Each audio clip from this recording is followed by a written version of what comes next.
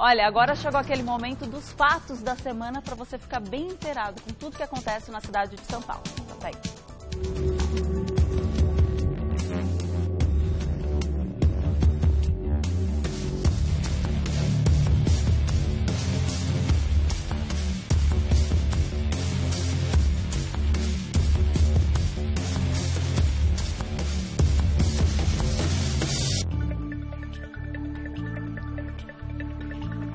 E hoje no Fatos da Semana, né, nós vamos falar sobre os números dos homicídios na cidade de São Paulo, como eu já falei, e a ação da PM de acordo com os dados divulgados pela Secretaria de Segurança Pública. No final do mês passado, a Secretaria de Segurança Pública divulgou um novo balanço sobre a violência e a criminalidade na capital e no estado de São Paulo. O levantamento, que é divulgado mensalmente e faz um comparativo mês a mês com o ano anterior, demonstrou que houve um aumento nos números de roubo de cargas. Já os índices de homicídios e roubos em geral diminuíram. Segundo a Secretaria de Segurança Pública, esses dados servem para dar uma visão ampla de como anda a questão da segurança aqui em São Paulo. E é sobre esse assunto que vamos falar agora, no Revista da Cidade. Para falar sobre o assunto, a gente está recebendo novamente o doutor Eduardo Leite. Bom Tudo dia. Bem? Bom dia. Quanto tempo eu não te vejo? Faz tempo, né? Faz tempo. Estamos aqui de volta. O que eu fico triste é que toda vez que eu te encontro é para falar de números que assustam. É verdade. Sempre. A questão dessa estatística, né? Na verdade, é a radiografia do crime que foi divulgada recentemente, agora no final do mês de maio, nos deixa ainda numa situação bastante alarmante, né? Porque você sabe que o Brasil, estatisticamente, é o país que mais mata, né? A PM é uma instituição que mais mata, mas que também mais morre no Brasil, no mundo, né? Na verdade. Então eu acho que isso é preocupante, continua dentro daquela mesma linha, ou seja, a gente não tem uma redução substancial nos índices de criminalidade, até por conta dessa questão, até por conta da impunidade, que é um fator relevante. Despreparo e impunidade. E mais ainda, eu vejo que hoje não é só a questão da impunidade, mas sobretudo até os exemplos que os gestores vêm demonstrando, né? Ou seja, as corrupções que vêm acontecendo no governo, nos governos, né? Ou seja, estaduais, municipais, federal. Então isso mostra para uma sociedade, e aquela sociedade criminosa, né? Que pratica crimes, que o crime passa, de uma certa forma, a compensar. Mas o crime não compensa. Por quê? Porque mais cedo ou mais tarde vai acabar indo para a cadeia, né? Isso não tem como evitar. Então eu acho que eu só acho que, primeiro, que o secretário de Segurança Pública, ele tem que gostar de estatística. Eu acho que é o primeiro elemento. O Alexandre de Moraes, que assumiu em janeiro, né, é uma pessoa que talvez tenha essa afinidade em relação à questão de estatística. Eu acho que a estatística, ela demonstra efetivamente o que vem acontecendo. Acho que a estatística, ela chega muito tarde, porque ela demora. Essa estatística que saiu no final do mês de maio foi de janeiro a abril, né, que mostra aí os índices. Algumas modalidades de crime reduziram e outras aumentaram, né? Então, se você pegar, por exemplo, homicídio reduziu, né? Mas você pega roubo de carga aumentou. Né? Roubo normal diminuiu, né? Mas outros, tráfico aumentou, né? Então tem uma certa situações que ocorrem na questão da criminalidade, que obviamente nos deixa sempre em alerta.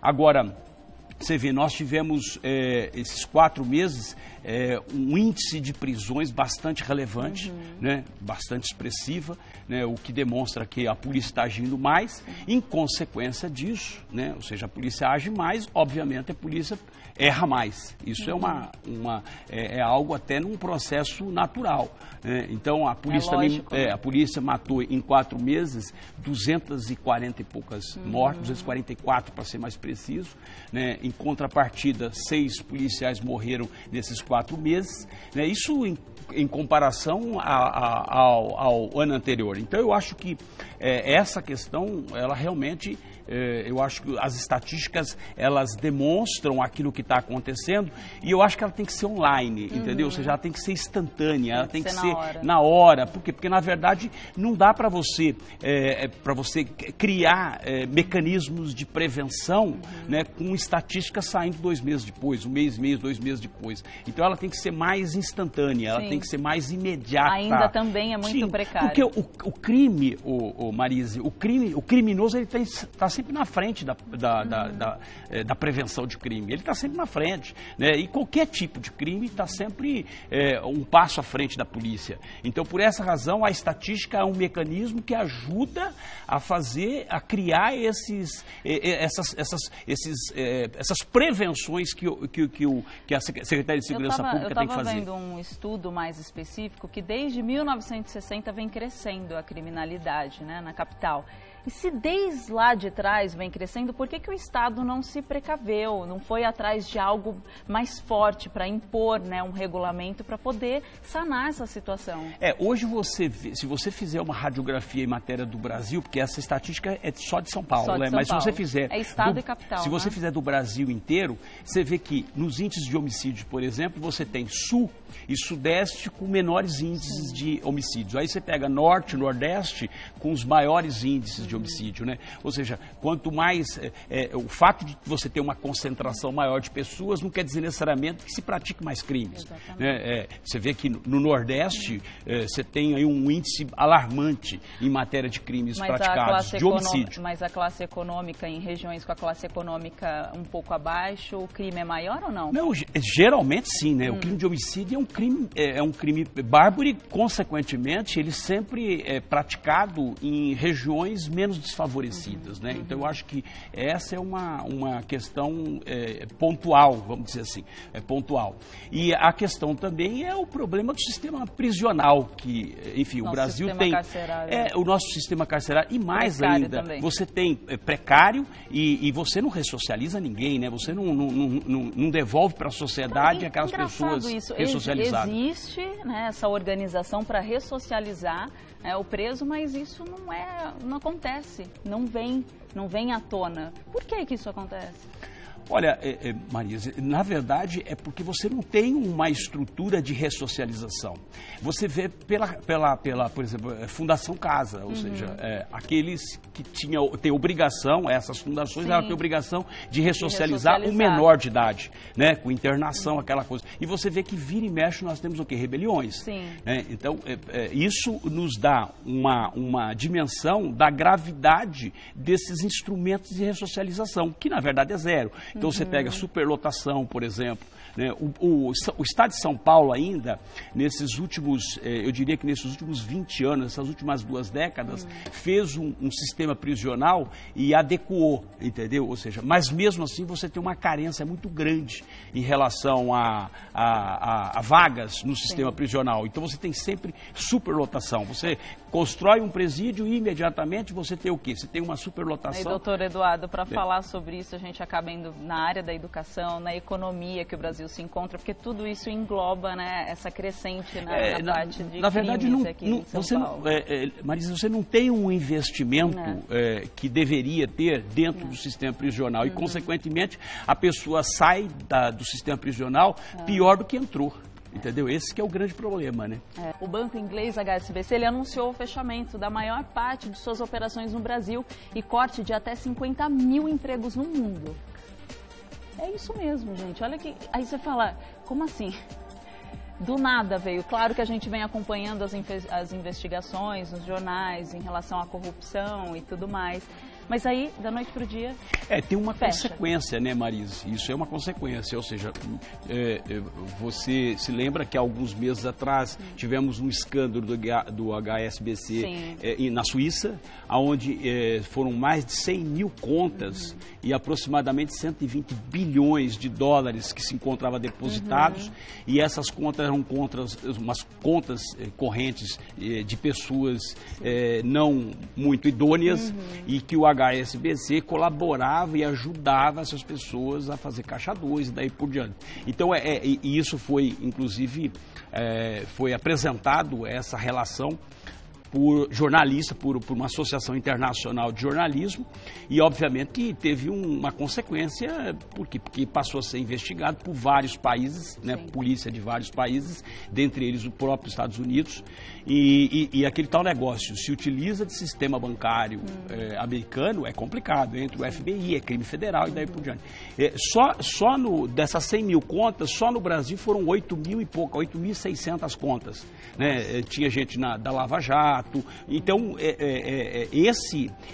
essa situação que foi desvendada recentemente na Suíça pelo HSBC, que o HSBC ele comprou um banco na Suíça, e esse banco é que fazia essas operações.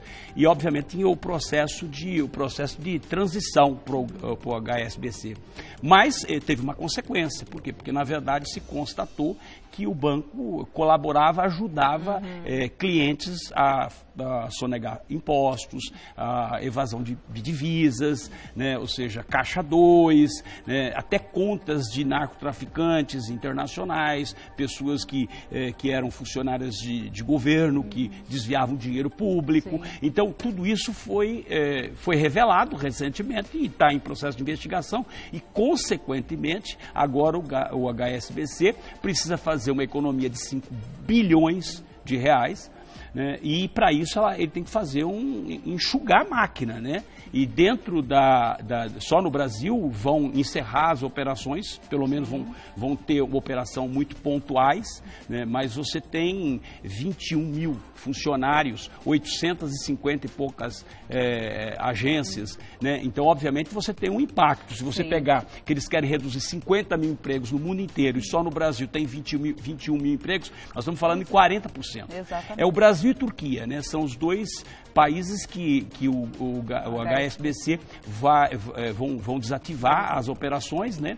E vão concentrar mais na Ásia, sobretudo na China. Então essa é a notícia, e que obviamente cria uma certa expectativa, porque você já tem todo o sistema, a questão automobilística, o comércio se reduzindo, né? A indústria se reduzindo no Brasil, e agora nós temos essa novidade, que é o sistema financeiro também encolhendo no Brasil. Exatamente, mas eles vão fechar as agências aqui no Brasil, mas vai ter demissões pelo mundo inteiro, é isso que eu entendi? Não, sim, eles têm que fazer uma economia, né, uma contenção de despesa de 5 bilhões, e isso envolve o quê? Diminuição do quadro funcional, né? E por isso que eles vão fazer a demissão de 50 mil no mundo inteiro. Mas no Brasil, eu quero ressaltar que nós temos 21 mil funcionários e 800 e pouco. Só para você ter uma ideia, é o terceiro maior banco do Brasil, terceiro ou quarto maior banco em ativos, né? Ou seja, em quantidade de agências. Então, isso obviamente vai ter um impacto, né? Você vai ter um impacto porque não só deixa de operar no Brasil, mas sobretudo o dinheiro que está aqui ele também é transferido para lá. O que me deixa preocupado é a economia de hoje do Brasil. Se está ruim... E a justificativa do HSBC para encerramento das atividades no Brasil é que eles tiveram um prejuízo de 450 milhões agora em 2014. Isso. Estranho que tiveram um lucro bastante expressivo no ano anterior e agora esse desfalque estrondoso. Sistema bancário, Marisa, não existe prejuízo. Essa que é a grande verdade. Eles não admitem prejuízo. Não pode ter prejuízo. Então, a partir do momento que tem prejuízo, obviamente, e é o que eu disse, isso foi um processo em cadeia, né? O escândalo que ocorreu na Suíça é o reflexo do que aconteceu lá atrás, né? Então, é óbvio. A partir do momento em que a instituição financeira passa a ser investigada por supostos crimes praticados, né? Então é óbvio que isso sofre um impacto administrativo, econômico e financeiro, porque quem tem dinheiro, retira o dinheiro da conta. E vou te falar, com essa notícia que saiu ontem, obviamente quem tem conta no HSBC imediatamente vai começar a sacar dinheiro. Eu ia perguntar isso, o Leão que tinha falado nossa, mas como os correntistas, né, o que eles eles vão fazer agora? Tem que ir lá imediatamente tirar? Eu acho que eles vão passar uma nota, passar toda a informação para os correntistas irem lá e retirar o dinheiro.